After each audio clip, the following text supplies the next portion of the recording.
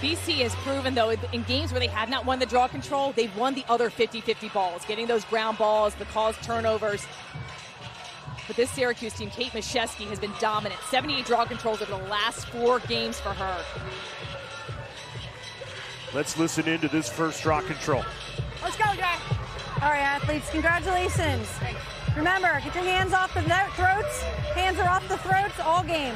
Yeah, hers, Jay, hers! Move your hand down. Here we go, wait for our whistle. Wait for our whistle. Hers! Hers! Hers! And we are underway in our second semifinal. Kate Mashesky wins the draw for Syracuse.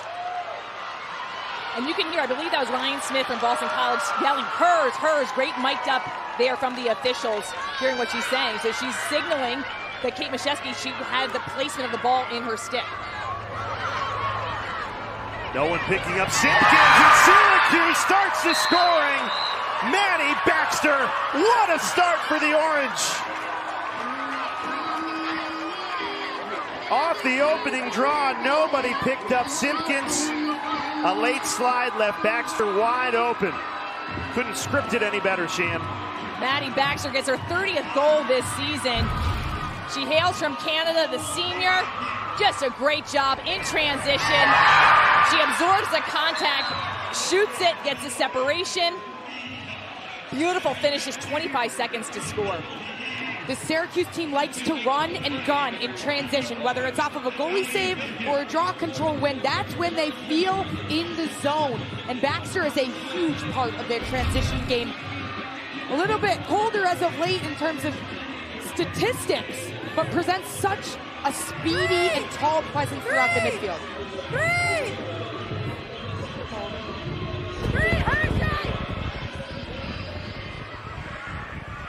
Great setup of the draw. You can see just kind of the movement. You have to stay still. It's all about the placement of the ball.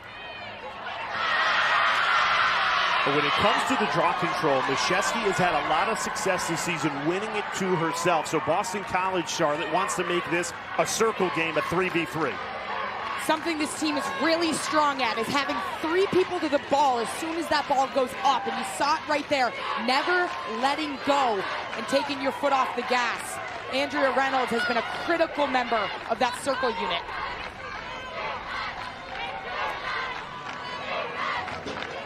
Here's Rachel Clark, Boston College's leading scorer, 1 in white.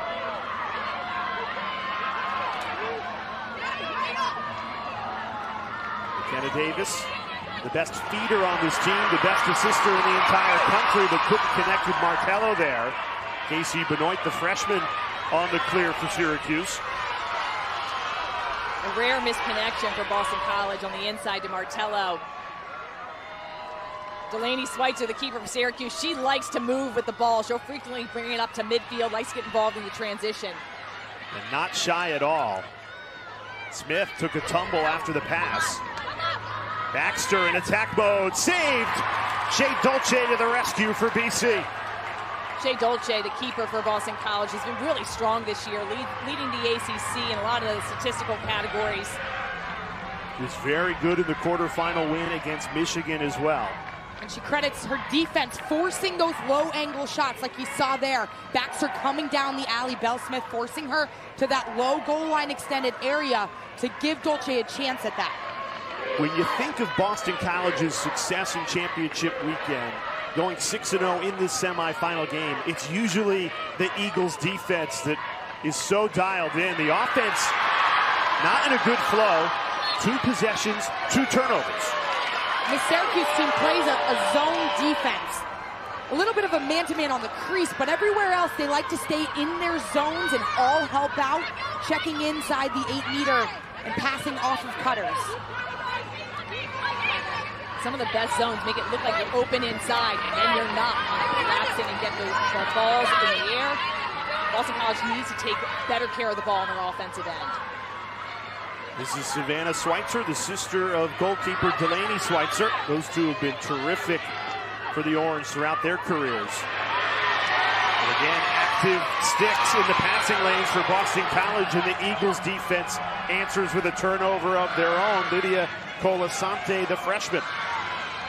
On the flip side, a very different style of defense on that end of the field. Man-to-man defense. Likes to slide early, have the second slides go as well. And really suffocate with heavy on-ball pressure. So how do you best break down the zone, Shane?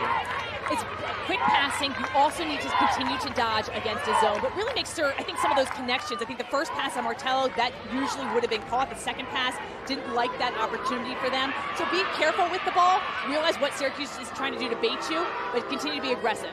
What a goal! Behind the back! Emma Lapinto, so crafty! Ties it at 1.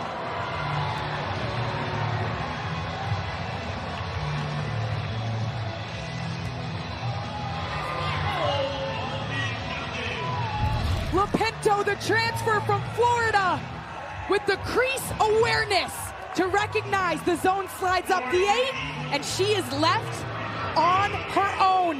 She knows she doesn't have time to roll back to her left hand. She sees Bianca Chevry sliding to her stick, and the flair for the dramatic, showcasing the creativity. Number 13 in white, Emma Lapinto. We've seen Lapinto just get better and better as the season's gone on and really find her role in this BC offense. Had a monster day against UNC earlier in the season where she basically could not miss. We've seen her role really evolve in that crease area, kind of the 1-2 punch back there with McKenna Davis. I'm going 1. She's opening, Katie. Keep it right here. Good job. The officials trying to do a hard job trying to get the stick still, telling them not to move. Look at that, Mashesky just placing it right into her stick, but being the self-draw. She had 20 draw control wins to herself against Stony Brook.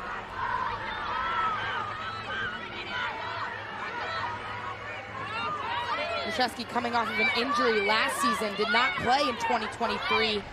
Really found her footing down the stretch of the season, getting into a rhythm at that draw control position. It's remarkable that she was able to come back this year. I mean, she definitely looked a little bit not 100% at the beginning of the season, but it's continued to improve game by game. And this last stretch of the season, just individually been excellent. What a play! Sydney Scales! She's been doing it since she was a freshman. They've got numbers. Now a senior, off to Rachel Clark. And a foul call. Shooting space is a violation, which looked like almost an automatic score. Sydney Scales, I just love the way she plays. The anticipation, transitioning downfield, and a lot of defenders would look to take that shot. She knows that's not the best opportunity and dishes it out and sets something better up. Clark, the Eagles' leading scorer, one-on-one with Schweitzer. Great save. Delaney Schweitzer, the Orange goalkeeper, who statistically, her numbers might be down from a year ago, but Kayla Trainer told us she makes saves when it matters. You see only 41% on the season, but in big spots, Schweitzer usually has the answer. And stats can sometimes be so hard to get an understanding of when you look at goalies. Depends what the shoot. Off to Emma Ward. Shakes free and scores! Emma Ward!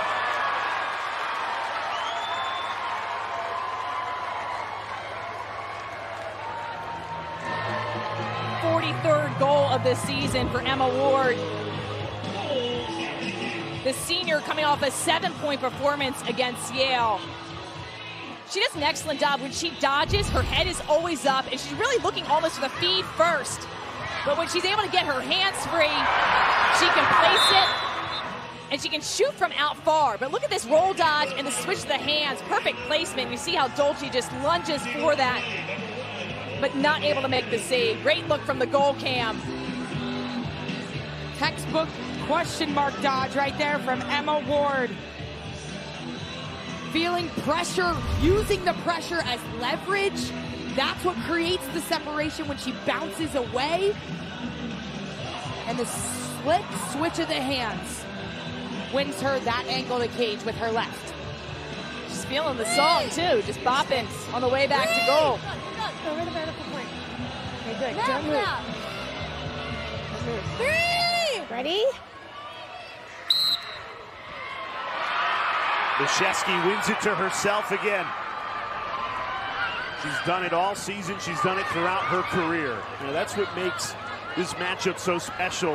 You've got fifth-year seniors that have played together in this rivalry year in and year out in big games, both in ACC play and during the tournament. And a lot of it is culminating here in the semifinal. Emma Tyrell's one of them, dispossessed right on the doorstep. Boston College, Charlotte, has brought a lot of pressure defensively. They have a clear game plan today. And a big question coming into this matchup. We've seen it 2 times so far this season. How is Syracuse going to adjust to the early double teams and that on-ball pressure, even in transition, right over that 30 from the Boston College defense?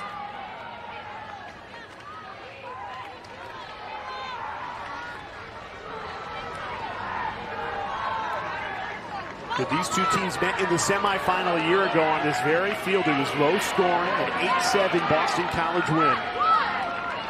Get the feeling we're going to have some more goals in this semifinal. So many stars on this field. Rachel Clark is one of them. Transfer from Virginia, and she has fit right in. Tried to squeeze it to Martello, and once again, the Syracuse defense causes a turnover, but gives it right back. McKenna Davis never gave up on the play and wins it back for the Eagles. Really loving the fight for both these teams. When another team gets possession of the ball, they don't hang their head, they get back into attack mode. Great shot right here of the Syracuse zone set up in a shell. Heels on the 8-meter, number 31 in blue, Hallie Simpkins is the rover, occupying the inside right now on Kayla Martello. Passing off cutters, communicating through the zone. Davis tried to swing it back to Clark. But this time, Syracuse could start the clear with BC deciding to fade back onto defense. Benoit has done very well on the clear today for Syracuse. Schweitzer attacking goal line extended. Here's Olivia Adamson.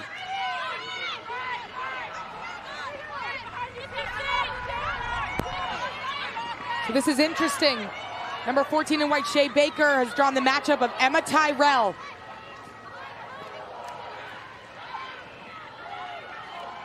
Look at this motion offense for everyone else moving off ball. Tyrell weaving through traffic, everything but the finish. Got the better of Baker there, and usually Shea Baker's a lockdown defender. She drew the assignment of her sister, Megan Tyrell, in this matchup a year ago in the national semifinal. Emma Muchnick hits the pipe off Dolce's helmet and stays out. Inches away from a third Syracuse goal. Instead, BC takes it the other way. Really good look on Cage for Syracuse. Like the ball movement. It's one of the strengths for both of these teams. The passes inside for Boston College have not connected so far. They've got some excellent 1v1 dodgers. They just need to be able to handle the Syracuse aggressive pressure. Take a look at this save. Top right, top left of your screen, and off the post, off the helmet.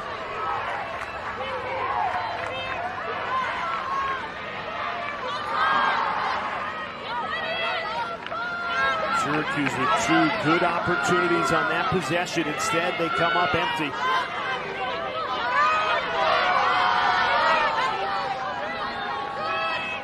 Clark over the head of Lopinto, who gets it back and scores! McKenna Davis kept the possession alive. Lopinto from the same spot where she opened the scoring for BC. This time she didn't need the behind the back though. And we are tied at 2. It's all started with a Rachel Clark downhill dodge that got that zone spinning. And it's the nation's leading assister. Wheeling and dealing on the money to the inside finisher. We're tied 2-2.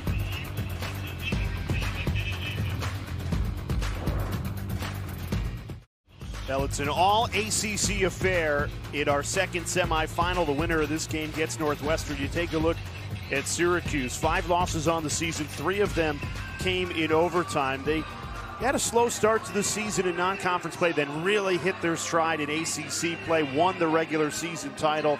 Their last loss was to this Boston College team in the ACC championship game. Responded well with wins against Stony Brook and Yale in the NCAA tournament. And for Acacia Walker at Boston College, those losses to Northwestern, Notre Dame, and Virginia, but they ride in the champ weekend on a 6-game win streak. How do they always play their best lacrosse at the right time of the season? They seem to peak at the right time and learn from those losses. And I think that's a key thing. That Virginia loss was a surprise and really showed how great this UVA team was this year, their first-year head coach, Sonia LaMonica. That was back on April 13th, a 1-goal loss, but that almost fuels them. I think they almost appreciate their losses along the journey because it shows them where they need to work.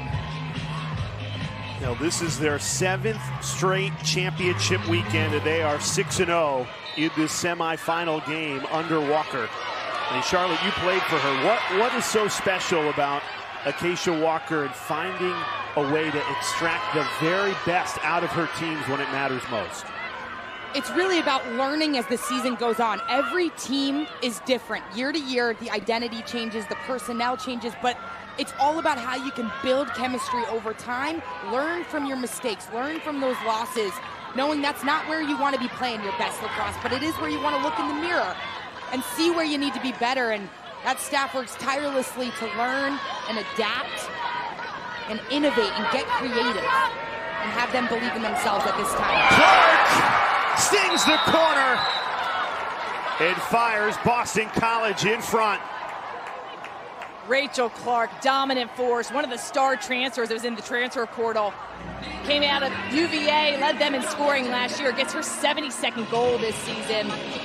Coming off 4 goals against Michigan in the quarterfinal. She is so excellent going to cage. Does a beautiful job getting back to her strong hand, protects her stick, shoots from that up and down motion right in front of her body. And her wrist strength and dexterity and the way she's able to dodge through the pressure is really enviable. And places it perfectly where Schweitzer can't get it. Clark headlines those impact transfers that Acacia Walker brought in this offseason. Emma Lopinto, the 2 goals for Boston College today, and defensively, Becky Browndorf. Interesting, those 2 Florida transfers go to BC, and then the Gators find their way to championship weekend as well. First lead for BC today, and all 3 of the Eagles' goals scored by transfers, 2 for Lopinto and 1 from Rachel Clark. And that goes to your point, Charlotte, about just how each team is in a new journey, but especially when you're getting in transfers that are key role players. Rachel Clark and Emma Lopinto have been key people in this offense. To me, what stands out, Sheehan, is the culture that Acacia Walker has been able to develop year after year, that transfers are welcome at Boston College. There's no egos on the Boston College sidelines, on the field. Everybody embracing new roles with a Rachel Clark and Emma Lopinto, playing in similar spots to a lot of the BC attackers who have been here for 4 or 5 years. Here's Olivia Adamson with space, lets it rip, high heat. Emma Ward has the backup. Syracuse does a great job with their skip passes, pass over the defense, and that creates openings and causes the defense to shift. Ward being double teamed behind. Finds Baxter, swings it quickly to Emma Tyrell. Got to be on high alert when Olivia Adamson is manipulating the backside. That's where she loves to operate, off of a double team on a ball carrier, waiting for that skip pass to catch an attack.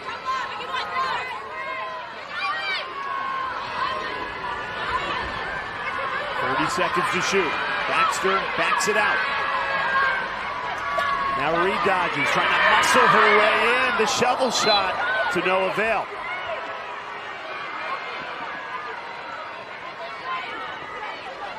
Emma Ward working against Sydney Scales. Dangerous pass. It finds Adamson. 10 seconds left to shoot. Adamson trying to squeeze it into Tyrell. Falls to Ward, who fires it wide. And that's a shot clock violation. This is an offense that loves the ball movement, and they love opening up the inside lanes, but it all has to start with a trigger person on the outside as a dodger. So you got to isolate the matchup that you favor, that you feel like you can win. And oftentimes they go to Emma Tyrell in that situation to really catalyze the offense in drawing slides.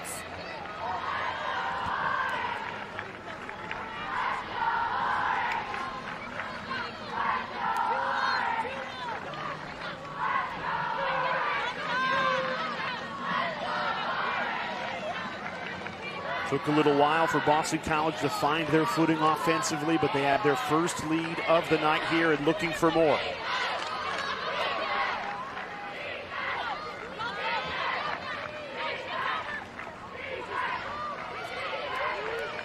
Great ball movement against this zone. Very patient as well. When you play against a zone, oftentimes it can get so clogged in the 8-meter. So you really have to work the ball around the perimeter and then back in the inside. Great pass to Bell Smith. Schweitzer, 2 saves. Denies Smith and Martello. In that quarterfinal win against Yale, Schweitzer had a few show-stopping saves on the doorstep. And Jay, I know we talk about this. Not all saves are created equal. When you play a zone, you oftentimes give up something on the inside close to the doorstep.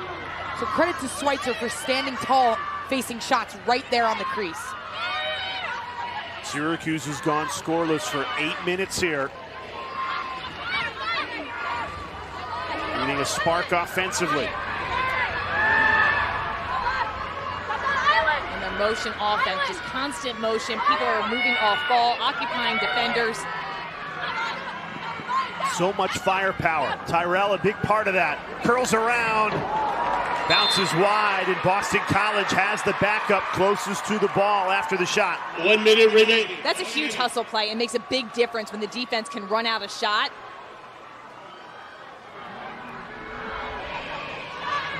Syracuse not putting much pressure on Boston College in their clear. They're able to get it downfield pretty easily.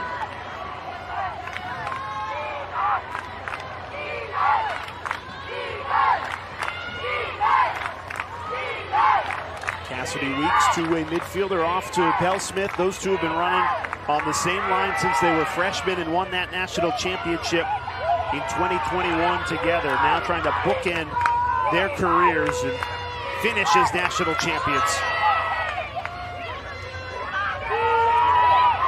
Constant off-ball movement. A cut for Clark, sends it high. Lopinto has the backup. 2 goals to her name already. 5 seconds at the end of this first quarter. Ricochets off the head of Simpkins. Into the second quarter we go.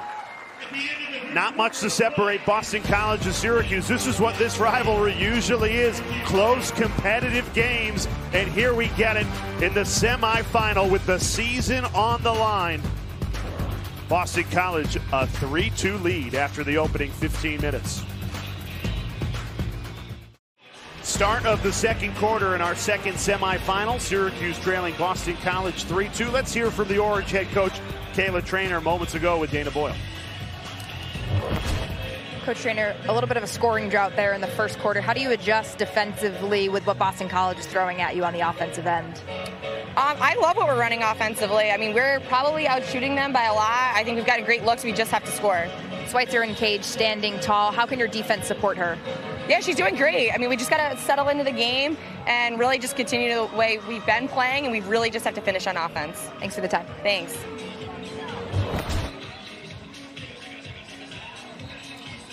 Delaney Schweitzer in goal for the Orange. Show-stopping double save there for Syracuse to keep this deficit at 1. And Kayla Trainer's right. They are out shooting the Eagles 10-7. But losing on the scoreboard 3-2 at the start of the second quarter. Heard some of the messaging that Kayla Trainer was saying to her team was shoot to score, and that can sound, to a not a lacrosse person, like you don't necessarily know what that means, shoot to score, but it is exactly, you have to have an intent, and sometimes just don't throw the ball out there, shoot with a purpose.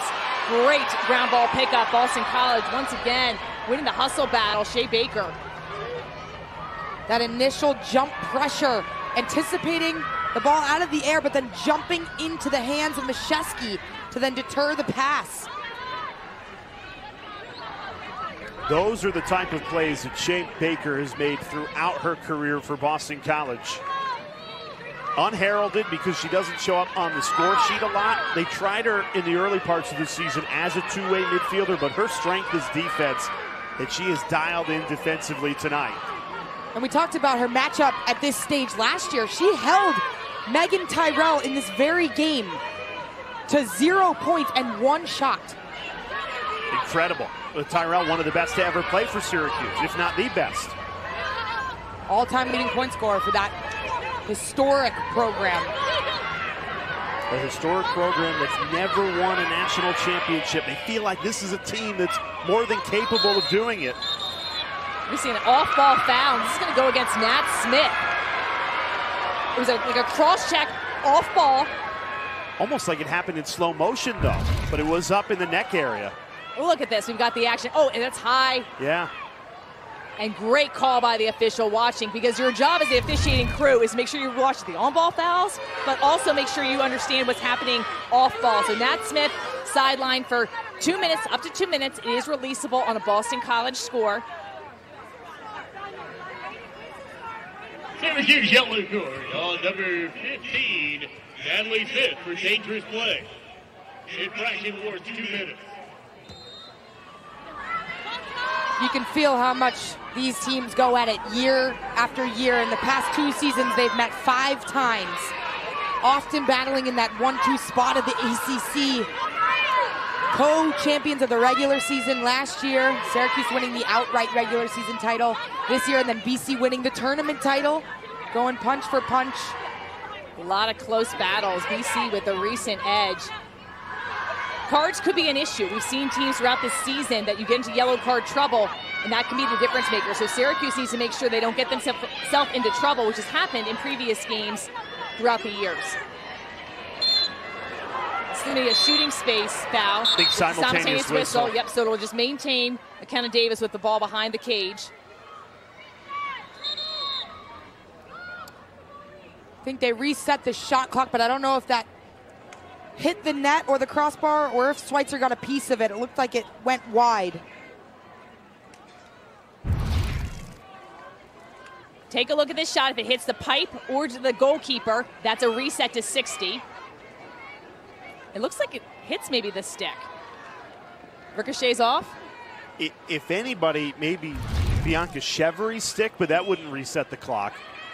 No, it would have to be the goalkeeper's stick. Yeah, I don't think Schweitzer got a piece of it, so should not have reset.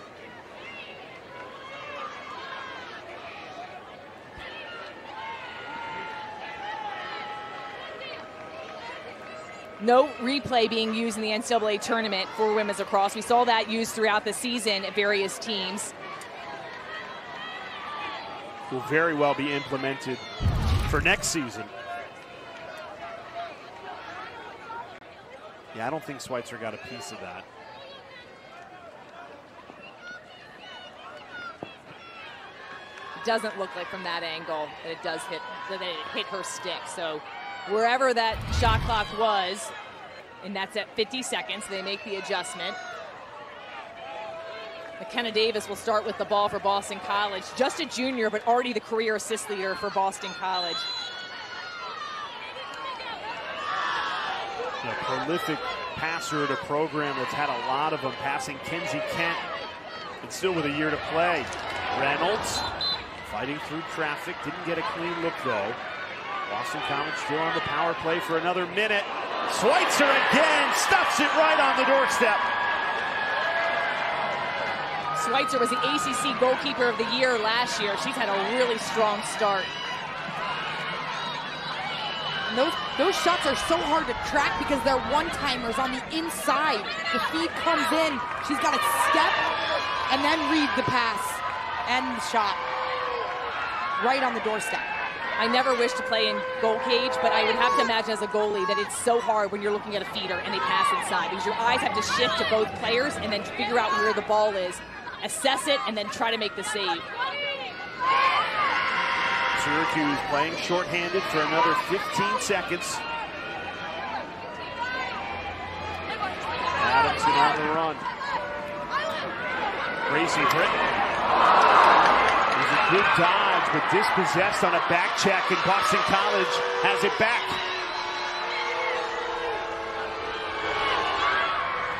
Gracie Britton has come into this lineup for the Syracuse Orange as of late, playing a much bigger role coming out of the box as the left-handed attacker, showing off her shake there. Got to protect your stick.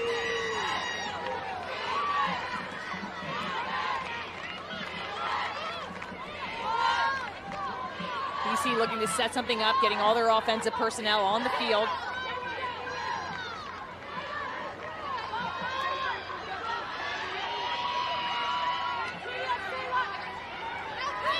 Tough take, and it goes. Cassidy Weeks.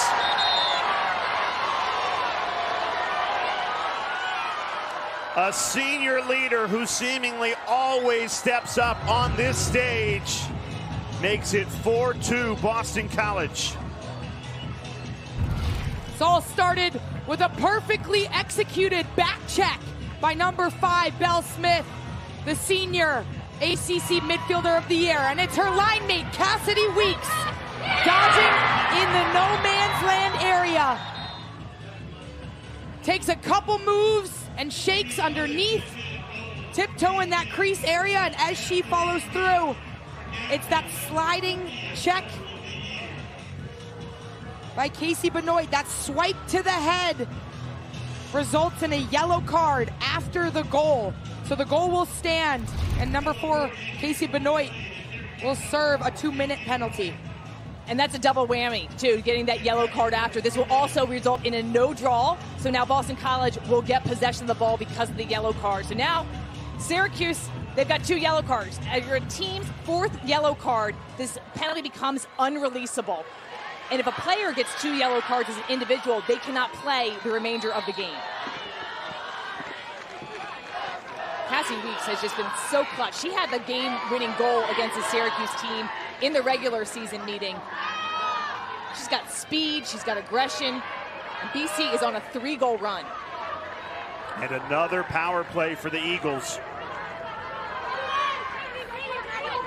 Davis tees up Clark. McKenna Davis to Rachel Clark. We've seen it all season, and now it shows up in a semifinal. The feeds inside weren't working early on, but BC is connecting now. McKenna Davis, who Coach Acacia Walker describes as a superstar and a killer instinct, feeds the ball to Rachel Clark, who's got the patience and the presence and an expert finish. Great catch, and even catches that through the pressure. You see Syracuse lunging instead of opting to play body position on Rachel Clark and getting stick on stick. Rachel Clark, one of the best shooters in the game, coming into this game shooting over 50%. Tied 8th in Division I with goals scored this year. We talked to her yesterday, and it was great to see the joy that she had coming from a UVA program. This is her first Final Four, and you can sense just the energy and the newness of it, where she's surrounded by a sea of teammates that have been here year after year. 3! 3! She has it! 3! She has it! Up. 3!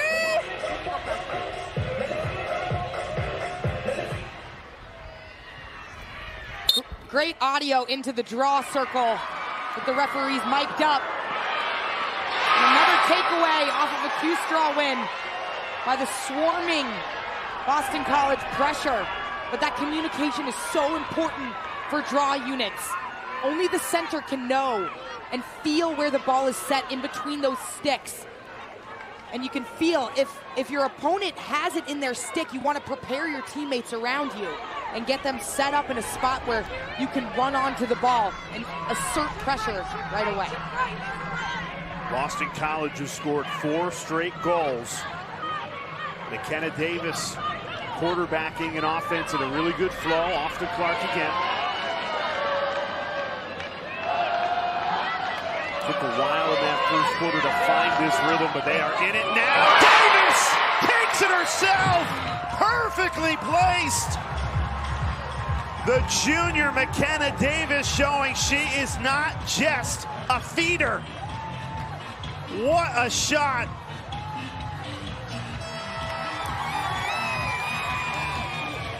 And Syracuse elects to take a timeout.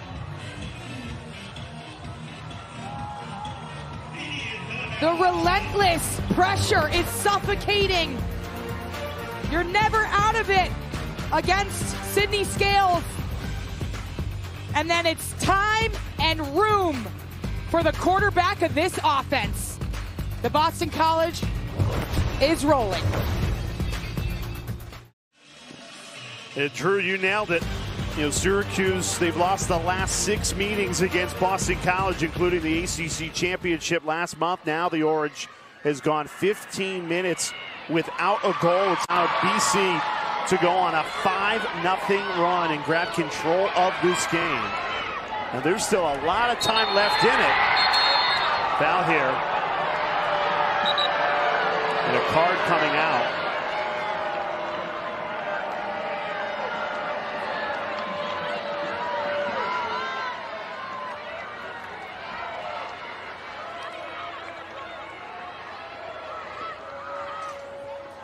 I think what they're calling here is a too many people on the field substitution violation, which is a green card as well, so a 1-minute releasable penalty. So Ryan Smith will serve that green card. Good opportunity for Syracuse to try to get some momentum going. Haven't scored for 15 minutes. They scored the first goal of this game 25 seconds into this contest. Well, they started well in the ACC championship game, too. They were up 5-1, but end up losing that game 15-8. Ward dispossessed. Becky Browndorf all over Emma Ward. And this BC defense is suffocating in the semifinal. The Orange now 16 minutes scoreless. They started this game 2 of 3. They're all of their last 8, and they've turned it over as well. Missed opportunity on the power play. I'm surprised we didn't see a foul called there on BC, but they apparently did not see a push on Emma Ward, and just it looked like a seamless transition downfield for Boston College. We've seen that matchup all season long in the 3 meetings so far between these two programs. Becky Browndorf and Emma Ward battling it out behind the cage. Boston College back to full strength here.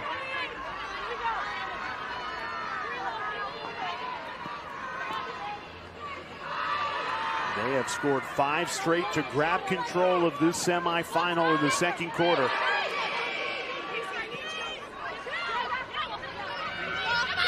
Clark, great pass, finds Weeks, who flips to Lopinto.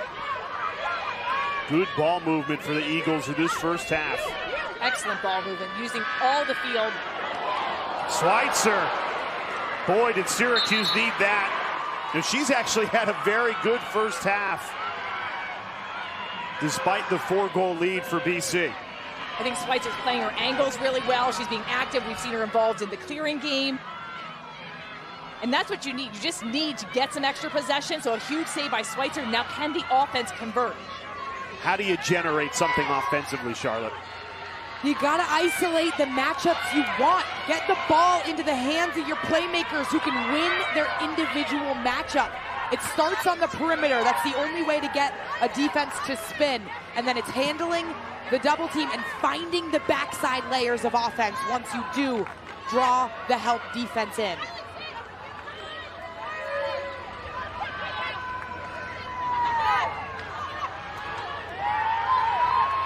Here's Adamson working against Sydney Scales. Feeds it out to Savannah Schweitzer. There's just no room to operate. Yeah, excellent one-on-one defense. You can see Syracuse trying to penetrate. Natalie Smith finally delivers. Buries it in the bottom corner. The one-on-ones, kind of slow dodges, have not been working for Syracuse. BC's been owning that matchup, but Nat Smith and her speed is able to get one by Boston College. She's got great quickness, excellent in transition, but when she's alone up top, she can just blow by you. Excellent quick feint, and gets the score. First goal in over 18 minutes for the Orange. It's that off-ball movement, like you mentioned, that causes the miscommunication and wins the battle to turn the corner downhill. Smith has had the best season of her career from an offensive perspective. You see her a lot in the midfield, showcasing her speed and her dodging ability downhill. Last year, Nat Smith had 21 goals. She comes into this game doubling that. 42 goals on the season coming into this game, so has really upped her offensive production and scoring in different ways. Just telling you, you guys are good. Don't move. Ready?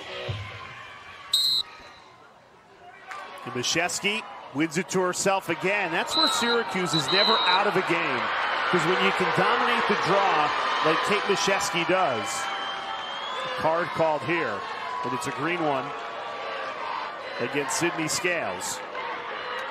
Cross check in the midfield right there as Sydney Scales was sliding up to try to jump that pass again like we've seen her do.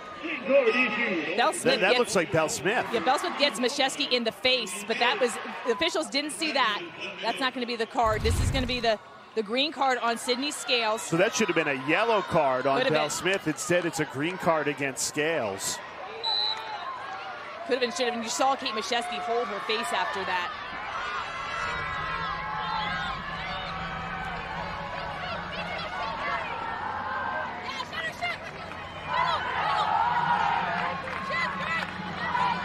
Aggressive defense for Boston College. Playing man down, just really working well, but also putting some pressure on. 60 seconds. We've seen teams struggle to score in these penalties. Adamson can't get a better look than that. And she cashes in on the power play. Back-to-back Syracuse goals as they cut this BC lead in half.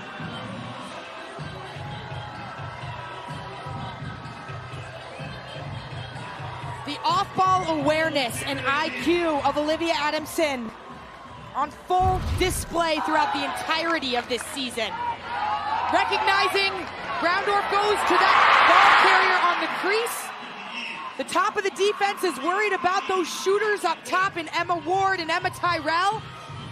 And it's their best finisher right on the doorstep. I love Nat Smith's pass, too. Just a little deception with her wrist to get that feed inside. And my favorite part of the celebration is when the person that scored points back at the person that passed it to you, because you know you wouldn't have been able to get that shot if somebody didn't dish it out to you. Olivia Adamson, her head coach, Kayla Traynor, says one of the best finishers that she's ever coached. And Syracuse responded after a scoring drought, has had 2 goals in 33 seconds. Adamson is constantly reading her defense in front of her. Big draw control win for Boston College after these 2 goals in 33 seconds for Syracuse. That was after the Orange hadn't scored in more than 18 minutes. So a great example how in this sport you are never out of it. You can score quickly, string them together. We have seen 10 goals already in this first half. 2 teams trying to win their way into the national championship game where Northwestern is awaiting the winner.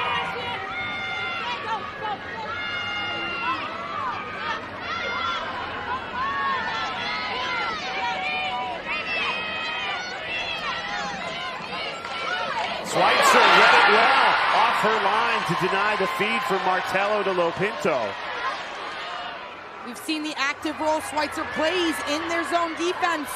Sometimes marks cutters, comes out of the crease, and intercepts those through passes to the crease. I don't think anybody knew what Schweitzer was doing on that pass attempt except her sister, Savannah Schweitzer. Might have seen that in the backyard a time or two. She definitely bailed her out. I think we got that ground ball cleared to her. But Schweitzer with a heads-up play to come up with the interception. Emma Tyrell, 24 in blue, has it here, been very quiet in this first half. She's usually the catalyst offensively for this Orange offense. She's their trigger point, and when they're in the right positions and they're flowing offensively, she's getting a lot of touches and she's able to set up dodging lanes and pick plays on the elbows where she likes to go. Weaving through traffic, Dolce, the denial. Way to go for Dolce, standing strong in cage, and Belle Smith right there to get the rebound. One of those two-way midfielders that just has done so much for this Boston College program throughout the years, but she's really shined this NCAA tournament. She shined throughout her entire career, but has stepped up this May. Seemingly steps up this time of the year since she was a freshman. 31 goals in the NCAA tournament throughout her career.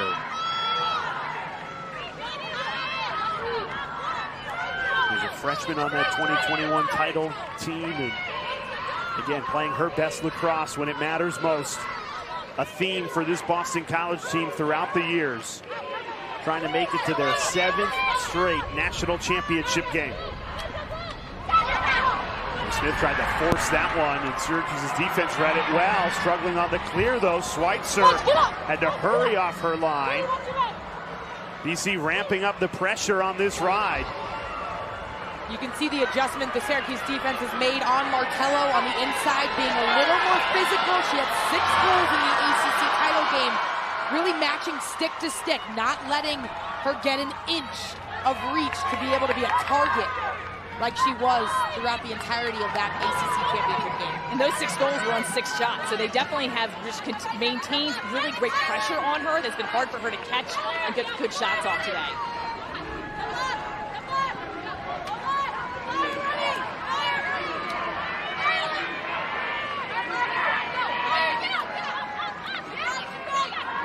Here's Emma Ward, working against Belle Smith, trying to spin her way free. Flips it to Caramelli, the freshman. Settles it down with Adamson. And now Ward again. Goes lefty, Dolce the save. Shea Dolce heating up, back-to-back saves for Boston College. Quick outlet to Sydney Scales.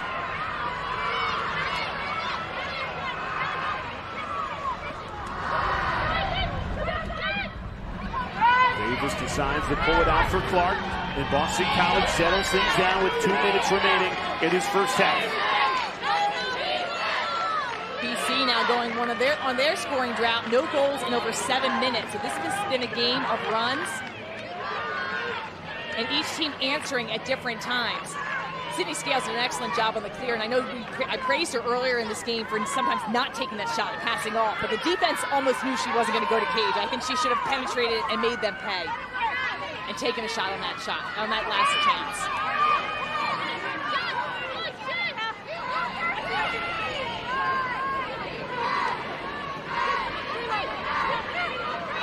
Davis has been excellent in this first half. Finds Weeks, couldn't finish it though.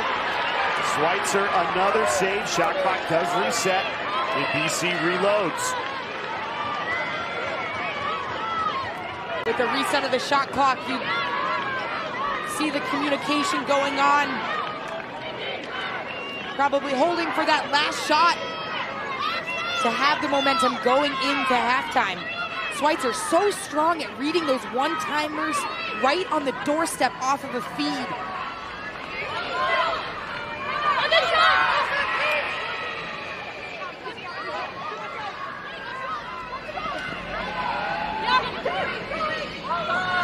Seconds to shoot.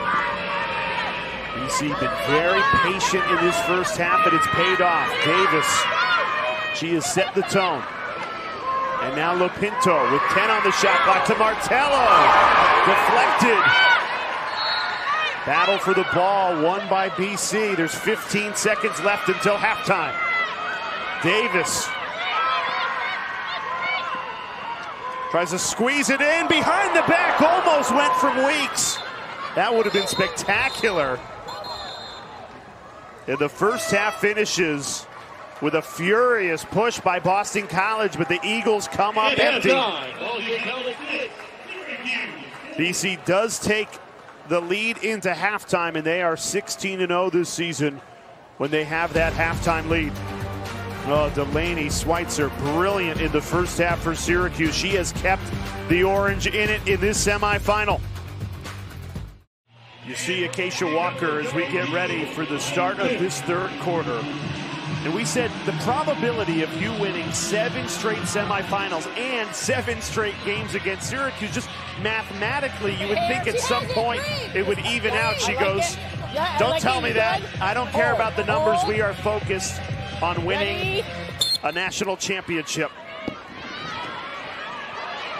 Pete Mashevsky has won 7 draw controls of the 8 that Syracuse has won. Excellent job for Belle Smith coming up with one for Boston College.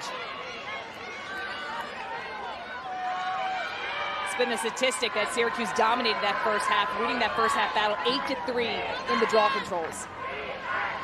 But it's BC that leads on the scoreboard to start this second half. The winner plays Northwestern in the championship game, noon Eastern time on main ESPN Sunday.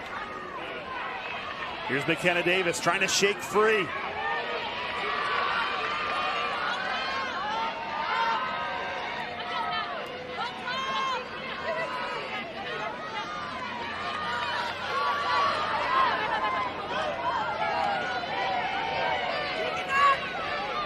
Martello, usually a cutter. Not much there on the dodge. 35 seconds to shoot on this opening possession for Boston College. Clark, great save by Schweitzer again. Picks up where she left off. 8 saves to her name. That might have been the best of the bunch. And usually when Clark is in the inside, she takes that extra second with the fake and then the finish. But this time she just one-timed it, and Schweitzer read it well. Didn't change her levels and didn't throw in a fake. Shooting percentage-wise, Rachel Clark, one of the best finishers in the country. Dolce delivers on the other end. The goalies showing out to start this third quarter, and Dolce a little banged up after that spectacular save. Still with her hands on her knees as BC starts the clear. The Eagles scoreless in the last 11 minutes. Take a look, top side of your screen. Beautiful save. Dolce, just extension of the arms, containing that ball inside that crease area. She's walking it off. Looks like maybe she tweaked something. But she's giving a thumbs up to the sideline. She wants to remain in the game. Davis spins free. Schweitzer keeps it out again. I'm running out of superlatives for these goalies. Going punch for punch, showcasing 2 different styles of goalie play, but on the doorstep, reading the body language of the shooters and tracking that ball all the way through. That's a 9th save for Delaney Schweitzer for Syracuse. And the degree of difficulty on these saves for both Dolce and Schweitzer. Just outstanding performances in between the pipes from these 2 young women in an NCAA semifinal.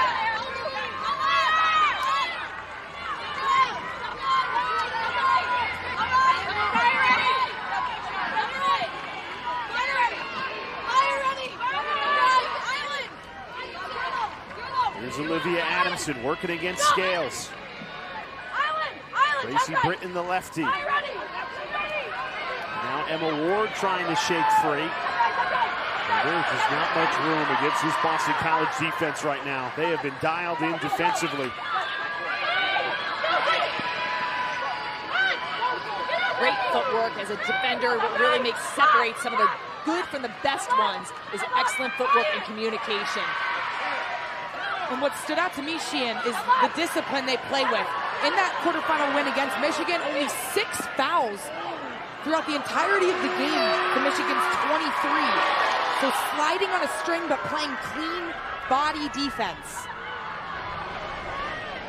6 fouls is almost unheard of. That's very impressive.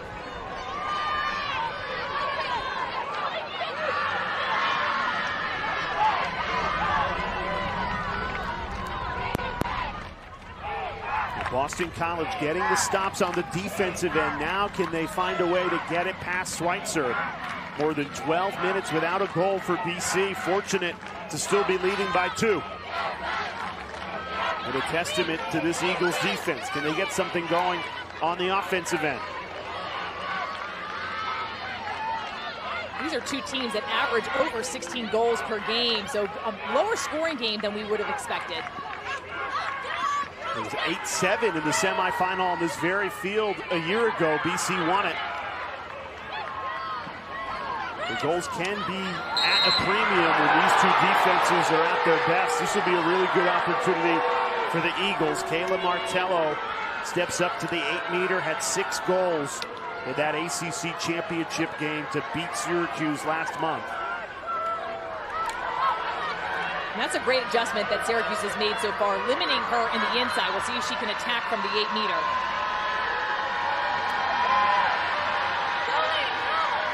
Martello. Yeah! Kayla Martello blows it by Delaney Schweitzer. And BC back up by 3.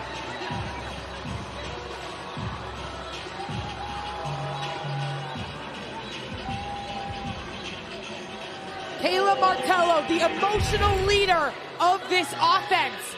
Right here, she explodes off the line and throws a little bit of a twister off of her shoulder. She brings that stick over her head, and that's what allows her to find that low left location on the net. Perfectly spotted there.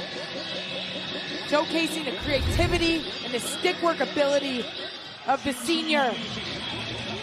Martello has just gotten better every season. She's been a staple of this offense, a pure goal scorer. Her story is a great one. She's got older brothers who beat up on her in the backyard growing up, who played lacrosse, and definitely helps her into this career that she's had so far and hopes to continue. Was that the secret in the Stanwyck household? Older siblings beating up in the backyard? I can't say that I was not the favorite babysitter for a lot of reasons. Boston College continues the battle. They haven't won the draw cleanly, but they've turned it into ground balls and circle play, but grinding it out. Syracuse has had more possession in this game, but it's Boston College that leads by 3. They just look very comfortable offensively right now, Shannon, a very good flow. You know, they made some adjustments. So some of the passes early on in this game weren't connecting for Boston College, and they've attacked some different ways, and multiple different people stepping up and scoring. Emma Pinto with the first 2 goals of the game for Boston College. She's been a bit quiet. Rachel Clark went on a little bit of a run. McKenna Davis and then Kayla Martello with the last one after she struggled to find in the back of the net for her first couple shots. Was able to connect on the 8-meter, so by committee. To Clark, who finishes it this time on the inside. And the Eagles doubling up the orange, 8-4 in this semifinal.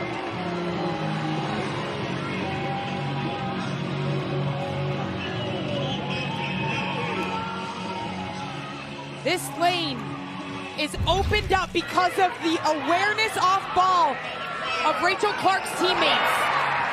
Kayla Martello is constantly working inside to draw Hallie Simpkins, number 31 for Syracuse, away from the play. And it's that second layer of cutters. Enter Rachel Clark with a catch and finish. That's a connection that is undeniable between the lefty feeder and McKenna Davis and the pure goal scorer of Rachel Clark. Just a junior. BC will welcome Rachel Clark back next year. 5'9", she's got great height. She almost looks bigger when she's on the field in terms of her presence because she really uses her stick as an extension of her body. Beautiful job. When you have McKenna Davis on the field, you just want to cut because if you do get open, she will find you the perfect pass. She leads you so you can catch the ball in stride. Three.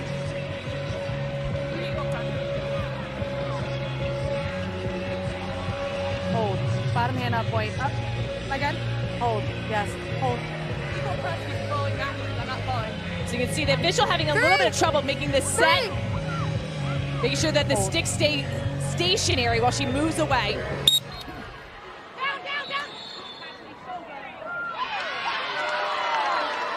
This is going to be Syracuse's ball. They may have called BC for moving early before the whistle. Didn't look like it was alternate possession. Chevry did well to regather, keep possession for Syracuse. They've been dominant in the draw. They have failed to turn it into goals. That's going to be a yellow card. Just a shove into the back area. Against Andrea Reynolds, who runs off.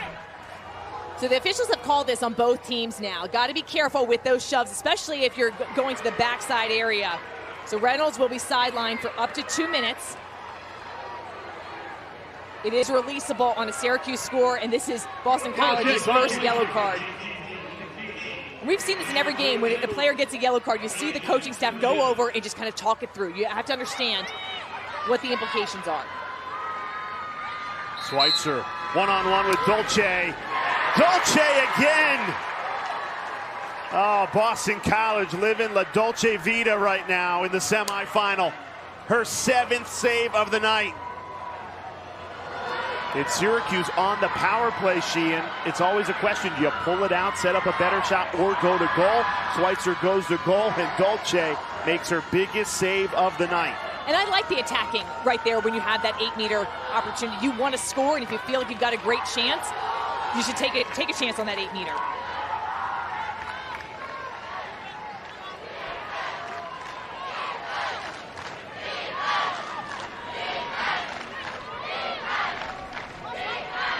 So Boston College will likely look to kill some of this penalty. Shot clock still is in effect. And this is what you work day in, day out on scoring when you are a player down. How do you operate?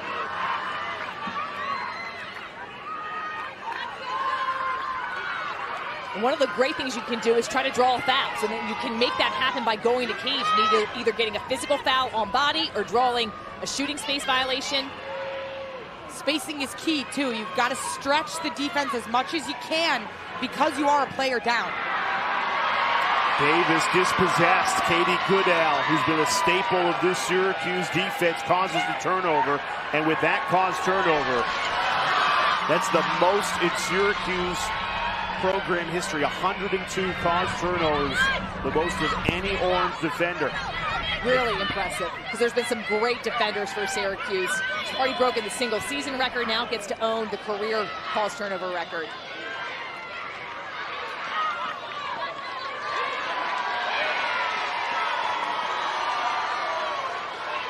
They called offsides against Goodell and Syracuse.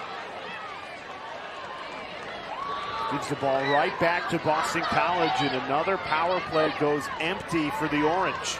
That miscommunication is tough. Usually you see that happen with the team that is a player down, going offsides.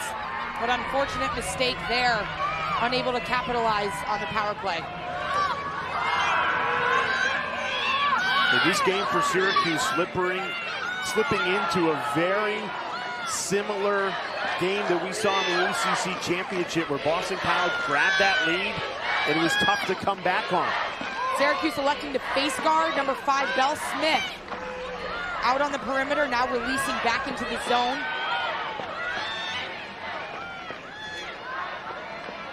And Muchnick's caught on defense right now for the Orange. I think that's why they went to the face guard. Schweitzer bails the Orange defense out again. Been spectacular today, Delaney Schweitzer. 10 saves to her name. She is keeping Syracuse in this semifinal single-handedly, because the Orange offense has not scored in more than 15 minutes. That's the second drought of 15 minutes or more tonight for this Syracuse offense. It's been prolific all season. Not scored this entire third quarter. Earlier in the season, we saw them run a lot of pick plays on the elbow when they face a man-to-man defense. You see Emma Tyrell on the screen there, but not only do they free your hands and maybe free up a lane, it creates mismatches in the defense. There's slipping. We've seen a lot of players slipping. We were down in the field before this game, and I actually took my shoes off. It is wet down there. You can feel the wetness of the ground. Beautiful grass field surface. Looks like turf, but it's grass. But seeing some players lose their footing. Unfortunately, Emma Tyrell has been held scoreless. Your shoes are still off. The shoes are still off. I'm grounded. It brings me energy. Boston College an 8-4 lead under 5 minutes to go in this third quarter. You just wonder for Syracuse, can you find it in yourself? 12 turnovers tonight to play clean the rest of the way, especially offensively, and conquer your nemesis, a team that has ended your season, beat you in the ACC championship, won 6 straight meetings. Can you overcome the mental gymnastics that comes with all the recent history and find a way to battle back in this second half?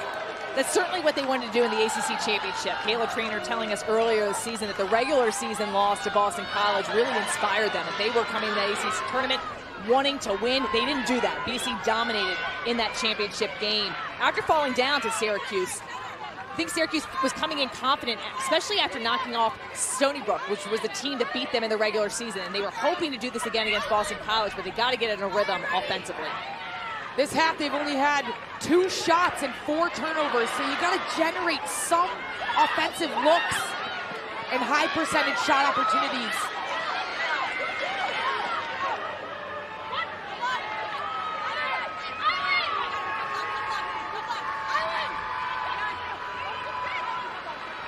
Good feed, Emma Tyrell, Dolce! And a hard whistle.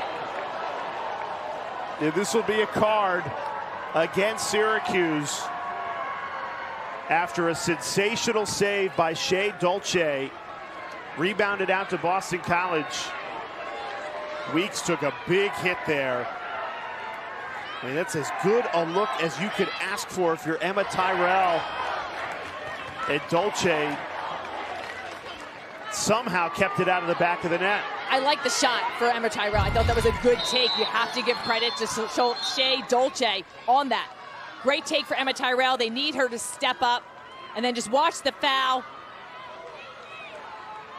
Savannah Schweitzer, cross-check. A bit high. This is now the 3rd yellow card for Syracuse. 4th yellow card. This penalty becomes unreleasable. Now it's a 2-minute releasable penalty. You got to make sure that, especially those plays, sometimes a yellow card just happens completely by accident. You're playing and just your stick slips on the body. You have to make sure that you maintain your composure. Right now, Syracuse in card trouble. How about the performance of these 2 goalies tonight? Schweitzer and Dolce outdoing one another in between the pipes. Completely closing the door right inside the heart of the 8-meter. That is so tough to do. We've seen both of them with explosive top hands, just seeing the ball so well tonight.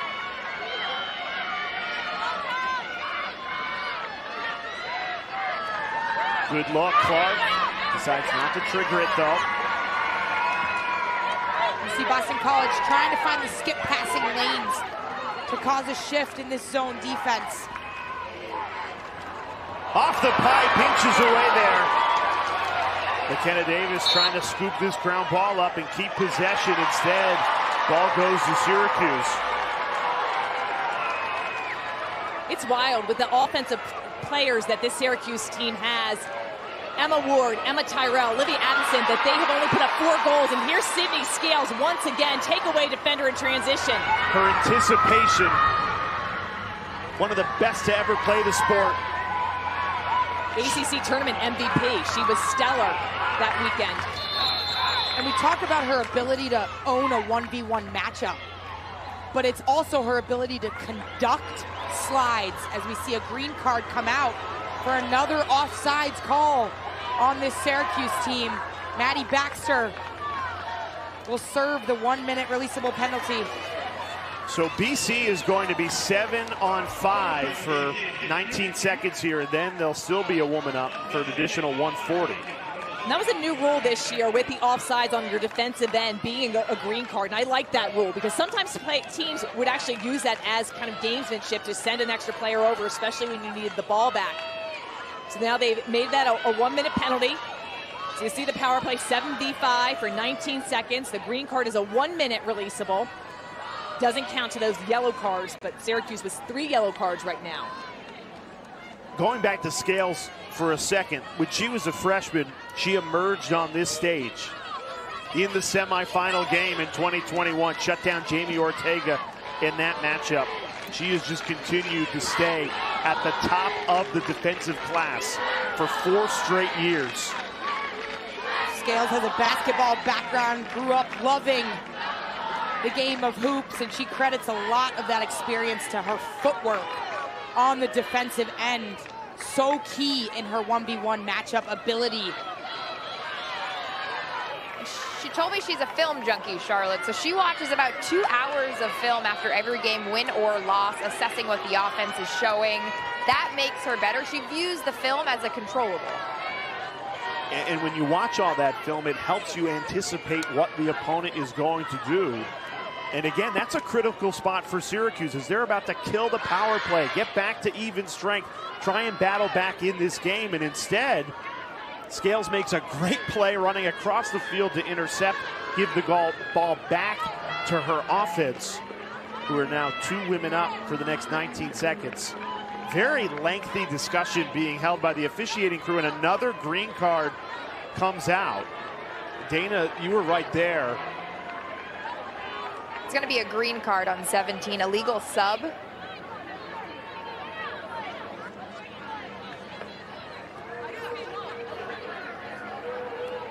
While we were assessing the offsides, we also had 4 back and 7 in the front. When we removed the blue player for offsides, there were 8 defensive players. We card for the offsides. That's the first card. However, the second card, when she was going off, we still had 7 in the front and 4 blue in the back, and therefore there's an illegal sub that was on the field. Too many players were on the field. So that's what we have. And that's what the second card is for. She's off. She came off after we sent her off.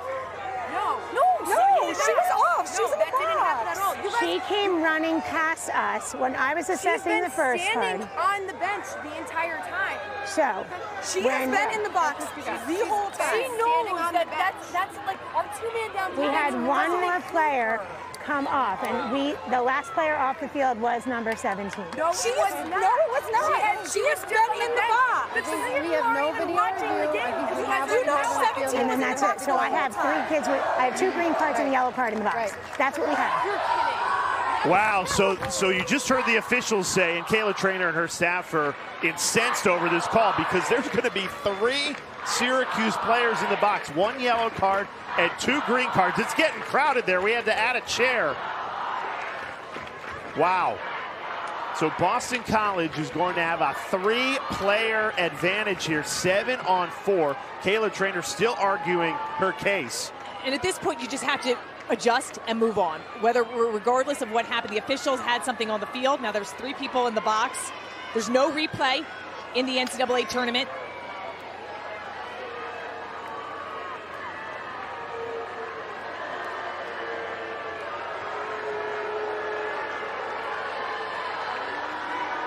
I don't know if I've seen a box that crowded for man down. You can see Maddie Baxter just trying to cheer the team on. I mean, do you practice 7 on 4 woman down defense? Oftentimes it's max 1 player, typical power play situation, but when you are 2 or 3 women down, you do as best as you can as a defense to take up as much space as you can. They're electing to go in a box formation. And I think you have to, with the addition of green cards this year, we have seen oftentimes that when you are 2 players down. 3 is very unusual. And we'll see how BC, if they use this to their advantage, is working the defense, getting them spinning. 1 is released. Now we are back to 5 defensive players. Interesting that Boston College didn't go to goal there, 7 on 4. At least penetrate to put somebody open. And they haven't even looked at goal here. But they had a lot of time on the shot clock. The card reset the shot clock to a full 90 seconds. So a lot of time for Boston College to work. I like their patience. They really become patient in this 3rd quarter especially. Working for the right shots, not taking it when they didn't have it.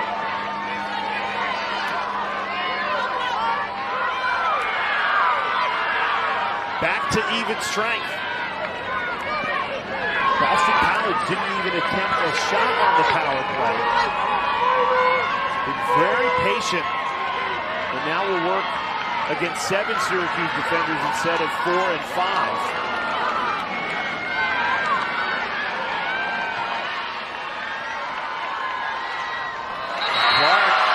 pushes it away. What a hold by that Syracuse defense. It should be orange ball. The referees are blowing it dead. There's 7 defenders on the field for Syracuse, so there's no offsides there. And Rachel Clark getting set up for an 8-meter. Wow. It looked like it was a 3 seconds violation on number 31, Hallie Simpkins. So after all that defense, Syracuse thought they got the stop. Instead, Clark buries it on the 8-meter. That is a backbreaker. After a hard-fought defensive effort, Clark cashes in on the free position, and BC leads by 5. Syracuse down 3 players. BC works that possession, and Rachel Clark gets her 4th score of the night, exploding off the 8-meter, and puts this BC team up 9-4. Best weekend of the year. Love this time. Tournament time. 3, Andrea, 3. BC's been on a 3-goal run. 3. Syracuse not scored this entire third quarter. Now this semifinal during championship weekend has certainly treated Boston College well. They are 15 minutes and 12 seconds away from advancing to their 7th straight national championship game. It's Syracuse. Turns it over again. The Orange scoreless for 21 minutes, including the entire third quarter. And a Syracuse team that has only scored 4 goals all game is going to need 5 in this fourth quarter to save their season. BC in the driver's seat as we head to the 4th. Boston College, a strong third quarter and a 5-goal lead as we head to the 4th quarter. Let's hear from their head coach, Acacia Walker, moments ago with Dana Boyle. Coach Walker, you held the Syracuse team scoreless in the third quarter, a team that's averaging about 16 goals a game. How did your defense stand so tall? I just think we realized where and on who they were attacking, and we just prepared them a little bit differently and got the slides going a little bit better. But really, I think we got a couple big draws and were able to have the ball in the offense for a long time, which is, you know, the best kind of defense you can play. But I think we just fixed some of the matchups, and our middies are a little bit more ready for it. The 1v1s they were seeing were a little bit more abrupt off that weave, and they were caught off guard. So we just got them going. Now they're ready, and we'll see what we can do for the 4th quarter. Thanks for the time. Thank you. Acacia Walker, an impressive 6-0 in this semifinal. 15 minutes away from making it 7-0. Hand up, White. Bottom hand up. 3. Hold. 3. And you know Walker and Boston College wants an opportunity for revenge. They lost in the national championship game a year ago to Northwestern. The Wildcats awaiting the winner of this semifinal. Syracuse not going down without a fight, though. The Orange trailing by 5. But plenty of time on this 4th quarter clock, and even though we haven't seen the Syracuse offense like we're used to this season, they certainly have plenty of firepower to find 5 goals here. They can score at will. They've got multiple different threats, but they need to string some things together. Emma Tyrell being tightly guarded, denied the ball by Shea Baker right now. She's got 0 goals to her name. She's one of those leaders that have been here, that has the experience they're going to look to. Emma Ward on the inside. It's also about combining those dodging threats that they have in the midfield, like a Natalie Smith and a Maddie Baxter. Here's Baxter, full of speed, spins. Inches away, can't finish it. Ward, the follow, leaves that off the pipe. 2 pipes for Syracuse on this possession. And BC comes away with it. And a diving, one-handed effort by number 45, Sydney Scales, to poke that ball away as she comes from behind. Scales has been very impressive as usual, and the freshman Lydia Colasante has had some excellent ground balls for Boston College. Baxter comes out of the gate hot, but can't connect on the shot, and then Ward gets the rebound, goes off the pipe. Again, 2 pipes. 2 pipes, a scoreless third quarter. This is unheard of for a Syracuse offense with this much power. Things will start to fall. The good news is they got some opportunities there. They just need to convert on that. If you're Syracuse, you got to be thinking maybe the ball's just not going to bounce our way tonight. You think about it, the third quarter, that chaotic sequence where they're 7-on-4 defensively. They clear the penalty, 3 seconds away from a shot clock violation, and they call 3 seconds. Clark scores the free position. Then to start the fourth quarter, you hit 2 pipes. It's just been that kind of semifinal for Syracuse. Desperate for a goal. They've gone scoreless for 23 minutes. Emma Ward draws the foul here. We'll call a hold on Boston College. We'll see where they set her up. Looks like she will be on this hanging hash mark. The outside hash. Now, Emma Ward, she's a threat from anywhere to score, and she can rip it from the outside, but this isn't a great angle. She's also got the IQ to know that someone's behind her. So on a backside, there is a man-off opportunity somewhere. She's got the vision as well. Look at Dolce's stance. Her legs are really wide, spread apart. Ward winding up like she's going to shoot, decides to pass it over the cage and over the head of Britton.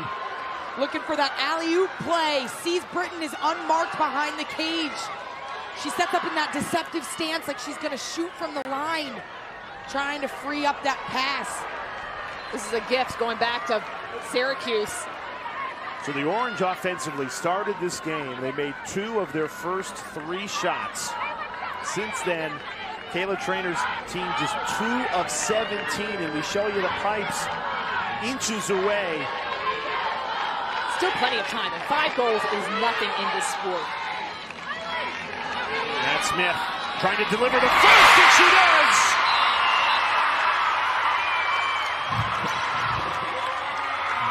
"24 minutes without a goal, and finally Natalie Smith ends the drought.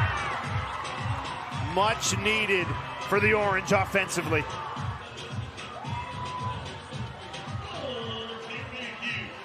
Natalie Smith loves cooking with gas out of the midfield, coming in hot, recognizes defense is trying to get set up, and that slow break, unsettled situation is when she turns on the jets and attacks off the face dodge. That is where Natalie Smith has been so dominant this year. It's Syracuse in the draw control circle, 12-4 against Boston College. So even though they're down, they're certainly not out, because they can start playing make it, take it lacrosse with Mashesky's dominance. 3! She has it, Dre, she has it! 3! You can hear that. Ryan Smith talking to Andrea Reynolds. She has it, she has it. She can feel the placement of the ball in that stick. Talk to us, Charlotte, about what she's feeling. How does she know that that ball's in Mashesky's stick? The setup is everything. As a center, you can see and feel where that ball is. Your referees try to get it right in between those 2 sticks, almost perfectly placed in that top 3rd section of the draw stick. But it's not going to be perfect every time, and so you can feel on the setup where that ball might be positioned, and that is when you start communicating.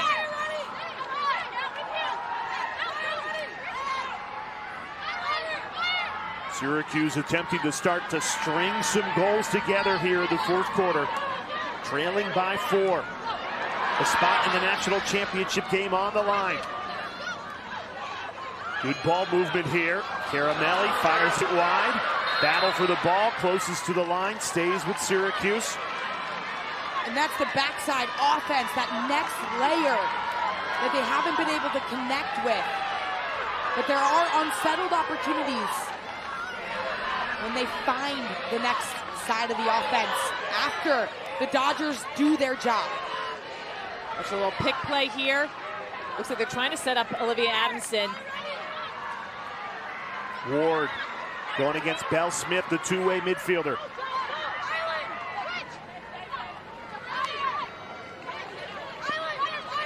Caramelli, the freshman, finds Tyrell. Good ball movement. Buried on the doorstep, Gracie Britton. Back-to-back Syracuse goals to start this fourth quarter. Emma Tyrell, the leading point scorer for Syracuse, gets her first point of the day, gets the assist to Gracie Britton, who gets her 7th goal this season. She's really earned her playing time as the season has gone on, seeing more of a role. Love the fake here. The presence to catch this, and then just have the patience to throw in the fake, and slips this by Shea Dolce, who's had a stellar game in cage. And when you got your leading goal scorer, Emma Tyrell, spark from the perimeter, that's what opens up the doorstep feed across the heart of the defense. That's what Syracuse has been missing offensively, that initiation from Emma Tyrell, who's done it throughout her career. They get it there, and it's 2 goals in 94 seconds for this Syracuse team. Right back in it with more than 10 minutes to play in this ACC semifinal. And I think if Syracuse wants to climb back, they need Emma Tyrell involved, and it's huge for her to get her first point and assist and just kind of take a breath. Don't move. The defense is obviously focused on Tyrell, but this is her time to shine. Ready? Leszewski wins it to herself. Finds Goodell. It's Syracuse trying to string these together. Back-to-back goals. Could they find 3 in a row for the first time tonight? Let's check in down on the sidelines with Dana. And those back-to-back goals, Jay, it starts at the center circle with Kate Mashevsky, and a big part of her development this year at the center X is because of assistant coach Abby Rafis. They're a great pair, and Kayla Trainer says her mentorship with Mashevsky has allowed her to grow and get better at that center circle, and it's showing here, stringing those goals together. Tyrell, way more active in this fourth quarter, and it's paying dividends. 2 goals for the Orange. They're back within 3. Adamson gets a step, whizzes it wide. Syracuse has the backup. You can see they're starting to generate more of the pick plays up top, trying to allow for their ball carriers to turn the corner with their hands a little bit more free. 20 seconds to shoot. Emma Ward on the run. Goes to goal and scores!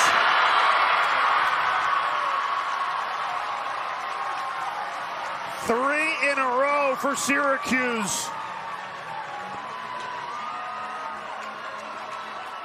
And the Orange are right back in it in this semifinal.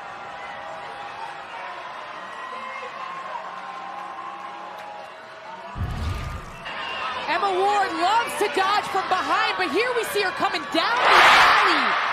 Again, her teammates are clearing through, fading away, drawing sides away. And it's a true 1v1. Soaks the pressure of the defender and drops it right over the head of Shea Dolce. That was a huge goal. The stands erupted, the sideline erupted. We got a 2-goal game. Syracuse battling back, scoring 3 back-to-back goals, back-to-back-to-back. And I liked Emma Ward there. She's so dangerous because she's such a powerful shooter, and usually a lot of times from the outside. I liked how when she was driving to cage, that wasn't all about how fast her shot was. It was more about just the placement. Ready? Syracuse scored 4 goals in the first 3 quarters. They now have 3 goals in the last 3 minutes. That's how quickly things can change in this sport, and the Orange win another draw. Here's the freshman, Casey Benoit, been great in the clearing game.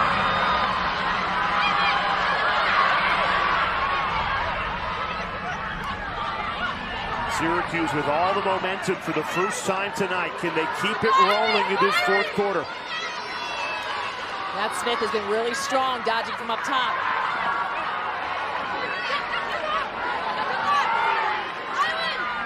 Smith working to get Sydney Scales. Emma Ward feeds it inside. The shoulder shot denied by Dolce. Dolce standing strong. The shovel shot didn't like that shot opportunity right there. I think that she could have held for a better one, rolling back to her strong side. 12th save of the night for Shea Dolce.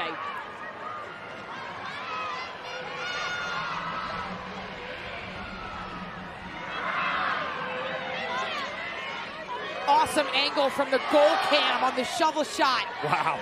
Right into the body of Dolce, stepping into that one.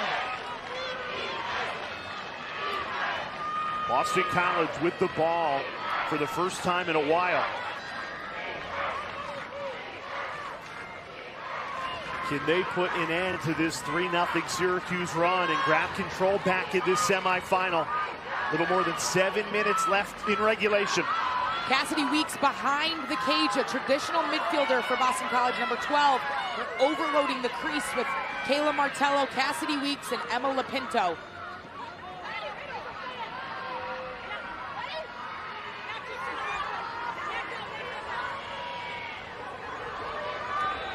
Martello through traffic, puts it wide.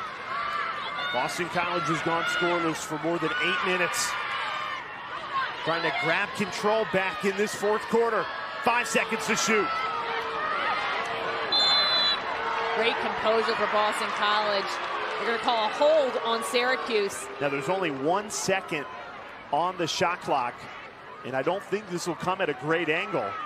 So what she needs to do is just shoot it. The ruling is that you need to release the shot before the clock hits 0. So plenty of time to release this shot off. But you don't really have time. It's basically a step and release. And this is probably their best outside shooting threat. Emma Lapinto and Cassidy Weeks can really let it fly from the outside, so a low angle.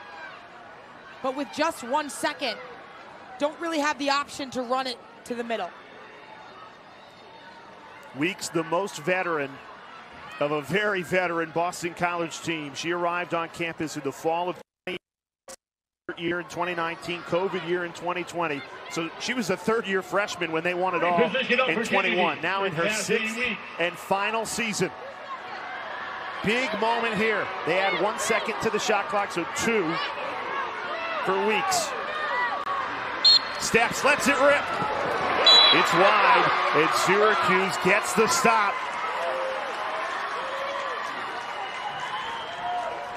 There was an adjustment by the Syracuse defense. They elected to face guard and shut off the facilitator, McKenna Davis, with freshman Casey Benoit, number 4 in blue, taking her out of the play for that entire possession.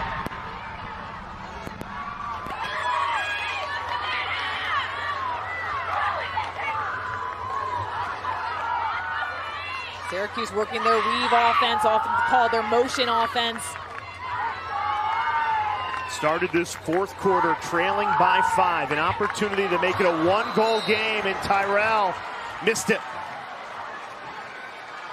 Ball back to Boston College, 5:45 remaining. And if you're the Eagles, you're certainly in no hurry here with a 2-goal lead, but you can't be too conservative. Last possession didn't get a good look on Cage before the shot clock violation. And a timeout taken by Acacia Walker. Timeout, Boston College. We'll take the timeout as well. Boston College trying to get to their 7th straight national championship game, clinging to a 2-goal lead. Final 5 minutes and 27 seconds in our second semifinal. The winner of this game gets Northwestern in the championship game on Sunday. And buckle up, we've got a fun finish coming between Syracuse and Boston College. The Orange with 3 straight goals in this fourth quarter to turn a 5-goal BC lead into just a 2-goal lead. We knew that they were going to battle back. They were held scoreless for 18 minutes in that first half and then another 25 minutes. And they battled. Nat Smith started off the scoring. Britton gets a nice goal assisted by Emma Tyrell and Emma Ward with the take. And just things haven't been falling their way. And you have to give credit to Shea Dolce, who has 12 saves on the day for Boston College. Both goalies really playing exceptional. Syracuse was not able to punch back like they have tonight in the ACC championship game last month. What has changed for Syracuse in this fourth quarter, Charlotte? They find a flow offensively when they're all moving off ball. generating lanes to cage, and that lets your downhill dodgers with speed like a Natalie Smith go to work and open up the rest of the offense. And the defense has done their job as well. Boston College scoreless in this fourth quarter. The Eagles trying to change that here. 20 seconds to shoot. Both these teams even with shots with 26, so both have had plenty of opportunities. Clark rings it off the pipe. The shot clock will reset to 60.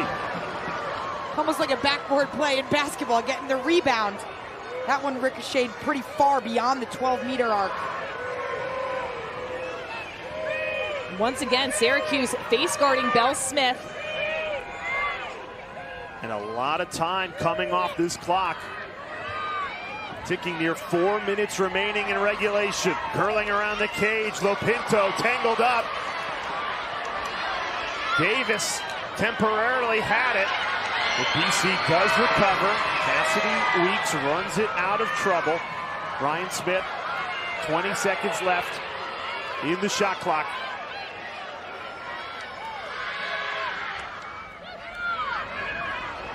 Tried to thread the needle there, and Schweitzer intercepts. Up ahead, Maddie Baxter couldn't connect, and the ball back to Boston College. So Syracuse gets the stop, but fails on the clear. And the Eagles, with a fresh shot clock, can continue to wind this clock down. This zone has played a lot of defense. It's a hard system to run for multiple shot clocks. Baxter makes up for it. 3 minutes remaining in regulation. The season on the line. Here's Emma Tyrell. Off to Emma Ward. And a whistle before Ward could shoot. I think she wanted that shot, and she's been seeing the net well. Had some pipe shots. But the official gets the shooting space call. Emma Ward gets set up on the 8-meter. Sydney Scales gets put 4 meters behind. And this is who you want on the 8-meter if you're Syracuse. Emma Ward. One-on-one with Shea Dolce. Ward winds up. Missed it. Stays with Syracuse.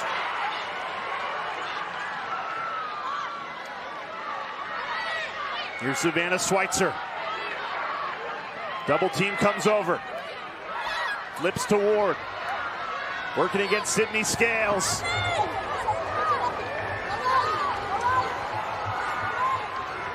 Down to 2 minutes and 30 seconds left in this semifinal. Syracuse needs to find 2 goals to keep their season alive.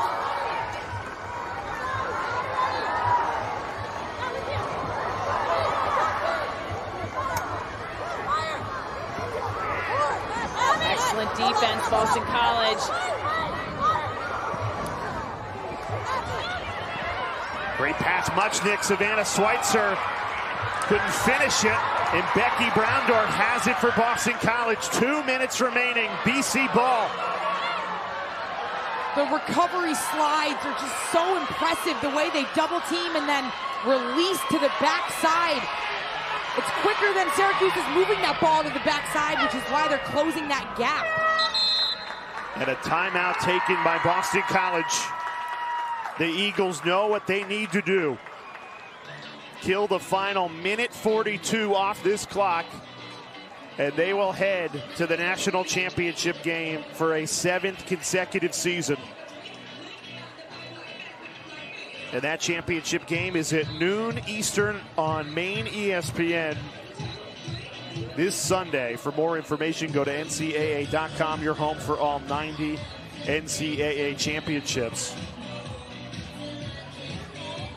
Well, it's been a nerve-wracking last few minutes for Boston College, clinging on to this 2-goal lead, but their defense has continued to deliver down the stretch, Sheehan. They've done a phenomenal job just owning the one-on-one matchups, coming up with the ground balls. They have been completely dominated by Syracuse in the draw control battle, and it doesn't matter. Syracuse, 15 draw controls to BC's 4, yet they've won the other possessions. And you couple that with excellent goaltending play by Shea Dolce. Syracuse has more shots than Boston College, but just has not been able to convert at the same clip. They battled back with those scoring droughts, have really hurt Syracuse, especially that third quarter where they did not score a goal. And this is where you start doing math if you're Syracuse. 71 seconds on the shot clock, only a minute 42 left in the game.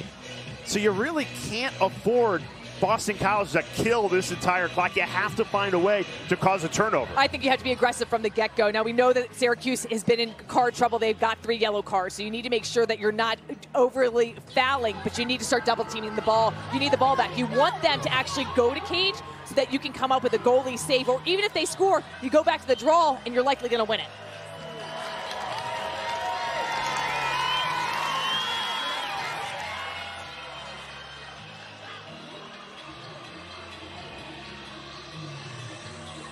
A Boston College program that has just found ways to win this weekend in this game. 6-0 in semifinals. And they're 6-0 in their last 6 meetings with Syracuse. Can those 2 streaks continue in the final minute 42?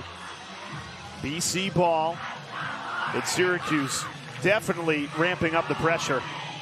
So right away, they're trying to shut off the adjacent passes and assert a double team on ball. Stretching out. Delaney Schweitzer. Not on the field. Not on the field. But not only has Syracuse pulled their goalie, but Schweitzer is out of this game.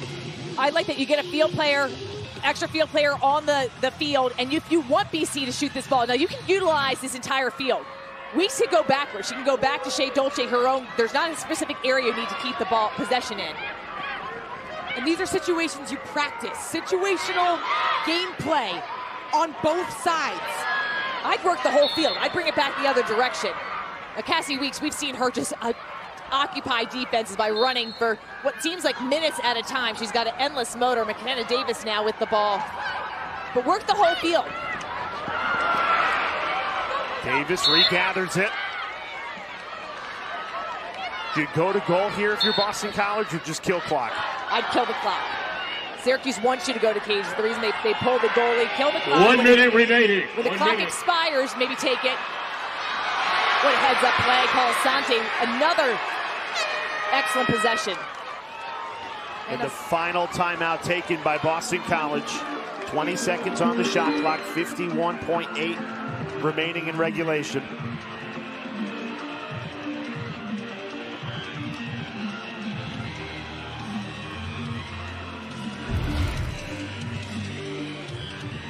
This is the last play. Syracuse steps up. Reynolds losing her footing, but the ball still ends up in BC's way. You can see Reynolds just diving for the play. It's those last-ditch efforts that have been evident throughout the BC defense and the redefend and the ride. The last-ditch lunge for that check just to get a piece of that ball, and that's what allows Lydia Colasante to run onto it.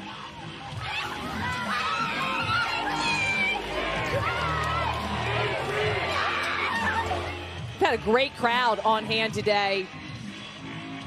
Lots of excitement and energy. Young faces walking around the stadium and been treated to 2 excellent semifinal games.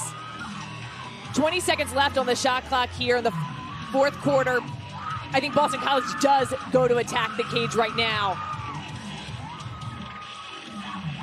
But really just wait for the last second opportunity to shoot that.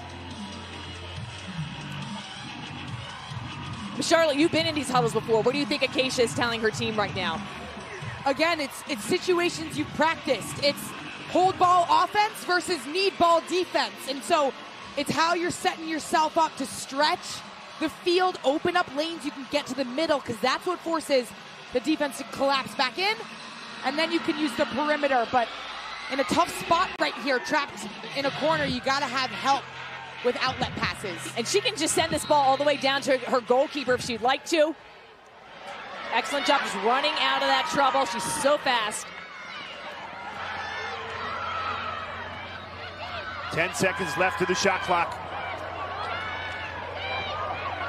Reynolds with 3 seconds. Clark seals it for Boston College. With 1 second on the shot clock, the Eagles execute perfectly. And there is no doubt now they are headed to their 7th straight national championship game. Really smartly timed out, gets everyone on the same page. And they just utilize the clock extremely well. Cassie Weeks just holding the ball to start that possession and gets it into Rachel Clark, who finishes as basically as the shot clock expires on an open net. What a great possession. Syracuse just trying to get the ball back at all costs. Perfectly executed by BC. The stars have come to play, it feels like, all day today in both semifinals, and Rachel Clark has been a star of this offense all season, transferring in as a junior. She's commanded most teams' top matchups of opposing defenses, and she showcased her goal-scoring ability and her explosive change of direction as a Dodger, and of course the finishing on the inside.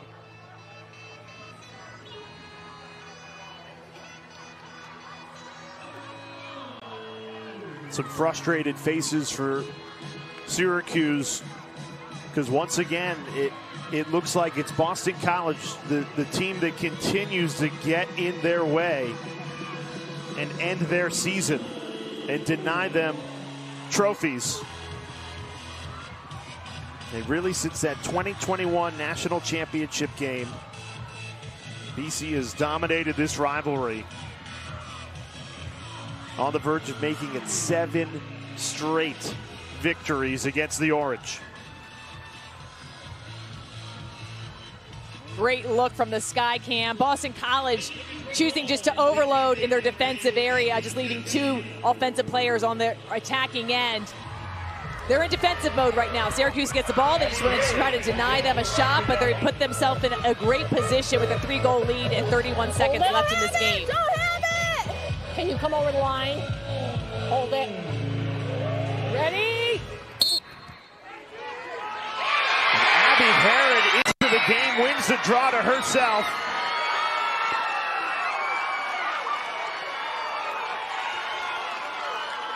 And Syracuse came out and threw a punch to start this 4th quarter. They cut the lead to 2, but Boston College battled back. And the Eagles 7-0 now in NCAA semifinals, and this sets up an epic rematch in the national championship game. It'll be Boston College and Northwestern to decide the 2024 national championship. Unbelievable what that coaching staff has done and what this program has accomplished. Winning in the national semifinal 7 times. The defense does it again.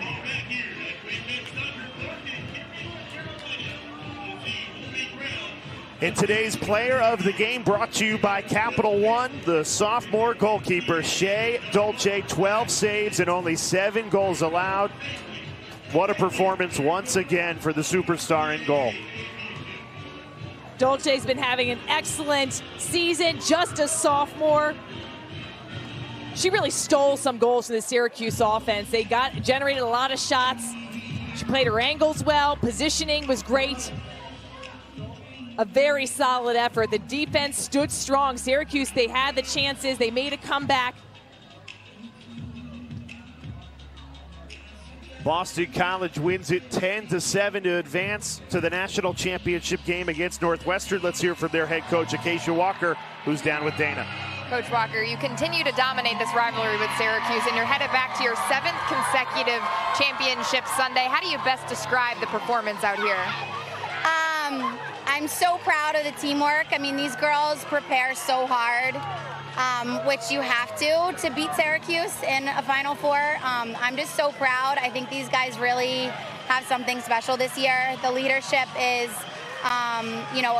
it's really something special, and I'm just proud of them. It was an incredible Syracuse team, really back and forth game. We didn't expect anything less, but I'm really proud of our girls, and hopefully we can finish this one. Your sophomore goalkeeper, Shea Dolce, stood tall in the cage with 12 saves. What does she give this defense? I don't even know what to say. She amazes me. And again, her composure as such a young leader is so incredible. I mean, 12 saves against the greatest shooters in the country is incredible, and I'm just so proud of her. Thanks for the time. We'll see you Sunday. Thank you.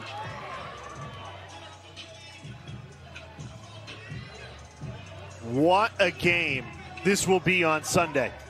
The two best teams in the country. A rematch of last year's national championship. The Big Ten champs against the ACC champs. What more do you want? There is going to be so much star power on that field Sunday on main ESPN at noon Eastern time. Northwestern, they're looking to go back-to-back with a national title. And BC, they want one. They've been here before, and they're looking for a win. Thank you to our terrific crew behind the scenes for Charlotte North, Dana Boyle, she and Stanwick Birch. I'm Jay Alter saying so long from Cary.